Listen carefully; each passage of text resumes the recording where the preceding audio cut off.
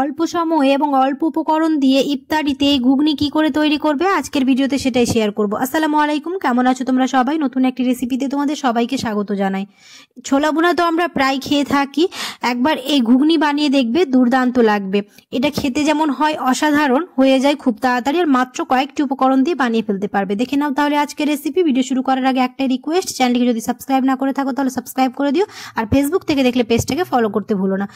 আমি মটরগুলোকে ওভারনাইট ভিজে রেখেছিলাম, তোমরা চাইলে 4 থেকে 5 ঘন্টা আগেও ভিজে নিতে পারো, তবে ওভারনাইট ভিজে রাখলে এটা খুব ভালোভাবে ভিজে যায়। আমি খুব ভালোভাবে জল পরিবর্তন করে ধুয়ে নিয়েছি। প্রেসার কুকারে মটরগুলো দিয়ে দিলাম, তারপর দিয়ে দিলাম হচ্ছে পেঁয়াজ। আমি এখানে একটা বড় সাইজের পেঁয়াজ নিয়েছি, কয়েকটা সাদা এলাচ, একটা কালো এলাচ, 1 টুকরো দারচিনি, 1 চা চামচ আদা রসুন বাটা, 1/2 চা চামচ হলুদ গুঁড়ো, 1/2 চা চামচ লঙ্কা গুঁড়ো, 1/2 চা চামচ জিরে গুঁড়ো, 1/2 চা চামচ ধনে গুঁড়ো, আর দিয়ে দিব হচ্ছে 1/2 চা চামচ গরম মশলা, আর পরিমাণ মতো নুন। আমি এখানে 1 চা চামচ নুন দিয়েছি, এখানে পরিমাণ মতো দিতে হবে।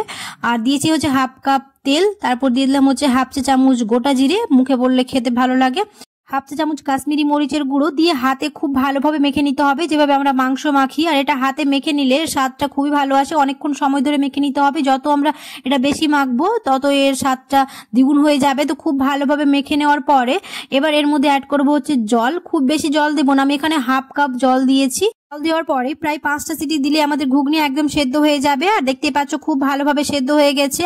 এবার একটা থালাতে সার্ভ করে নিলাম, আর দেখতে পেলে কত সহজে হয়ে গেল। সবকিছু দিয়ে প্রেসার কুকারে চাপিয়ে দেওয়ার পরে 5টা সিটি দিলে আমাদের ঘুগনি একদম রেডি হয়ে যাবে।